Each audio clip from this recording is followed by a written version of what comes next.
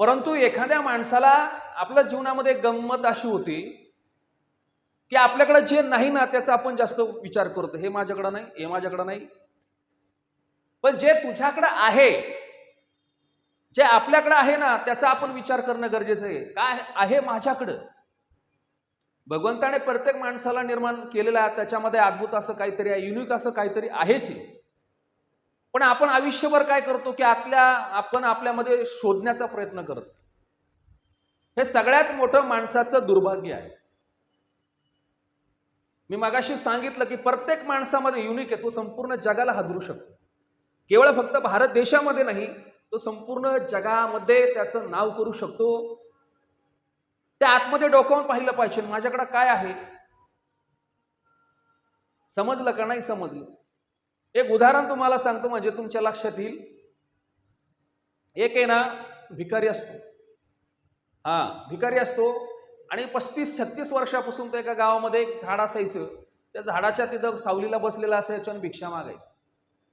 त्याला भूक लागली की लोक त्याला आणून द्यायचे किंवा तो लोकांच्या घरी जायचा.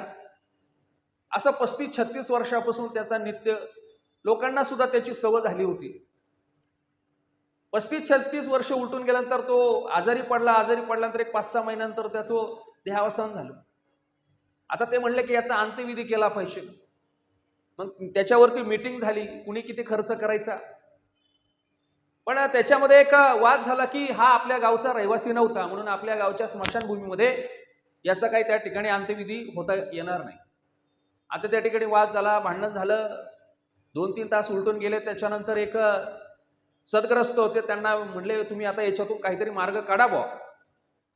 मग ते म्हणले मी बोलतो, मध्यस्थी करतो, पण दोन्ही पार्टीला मान्य झालं पाहिजे तरच मी बोलतो, नाही तर मी बोलत नाही. म्हणले ठीक आहे, काय हरकत नाही. म्हणले आम्हाला दोघांनाही मान्य होईल.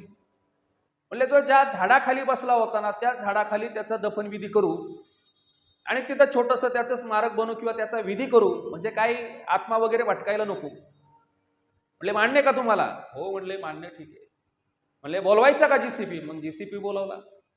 मग तिथं खणायला सुरुवात केली आणि खणायला सुरुवात करत असताना त्या ठिकाणी असं एक भला मोठा रांजण बाहेर निघाला आणि त्या रांजणामध्ये ना सोन्याची काही नाणी होती. आता त्याचं कॅल्क्युलेशन केलं तर ते काही करोडाचं होतं.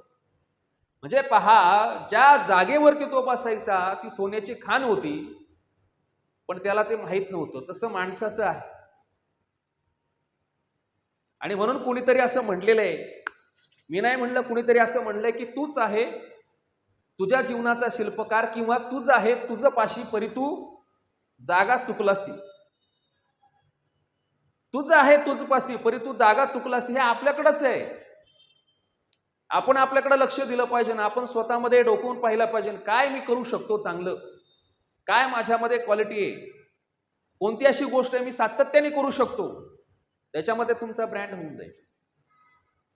एकदा जर तुम्ही निश्चय केला, एकदा जर आपण ठरवलं नाही एखादी गोष्ट. मी असे अनेक विद्यार्थी पाहिलेले त्या क्लासमध्ये, काहीच नाही राजकीय, काहीच ब्रॅकग्राऊंड नाही, काही नाही, पण अनेक विद्यार्थी नगरसेवक झाले, जिल्हा परिषद सदस्य झाले, काही आमदार झाले. तर हे ठरवलं ना आपण एखादी गोष्ट तर काही पण अचीव करू शकतो. पण ठरवणं गरजेचं आहे आणि त्यानुसार आपण आपल्या जीवनामध्ये पुढे जाणं गरजेचं आहे. आणि आयुष्यामध्ये एक गोष्ट नेहमी सांगतो, शेवटची गोष्ट तुम्हाला सांगतो आणि दुपारचं आपलं जे सत्र आहे ते संपेल.